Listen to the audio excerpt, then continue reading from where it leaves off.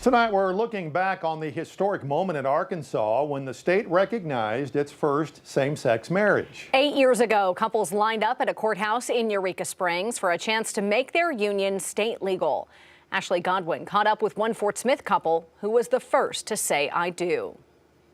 Things have been going great. It's been 8 years since Jennifer and Kristen Seaton Rambo made history. We didn't even know that we'd be the first, honestly. We wanted to get that marriage license before it was going to be put on state. They waited in line for hours, all for a right they had never been granted before. An unexpected ruling in May of 2014 from Pulaski County Judge Chris Piazza declared the state's ban on same-sex marriage unconstitutional.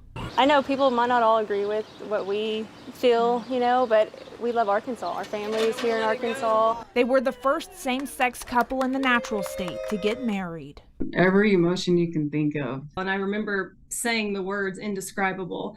And that's still to this day, that day, and since, because, that whole first year after, we were sort of in limbo until 2015. That year, the United States Supreme Court ruled same-sex marriage legal in all 50 states. But now some worry what was codified as a right for all could once again be threatened. These last couple weeks and months of these conversations on a national level have been, disheartening, to say the least. Some lawmakers have already taken steps to pass more federal protections. The Respect for Marriage Act would ensure every state recognizes same-sex marriage, even if the Supreme Court overturns the landmark 2014 ruling. The House of Representatives passed the Respect for Marriage Act back in July, but since then, it's been sitting in the Senate with no vote. It's disheartening to have to go through all of that again, but if that's what we have to do, that's what we do, and we'll go through all that again and we fight.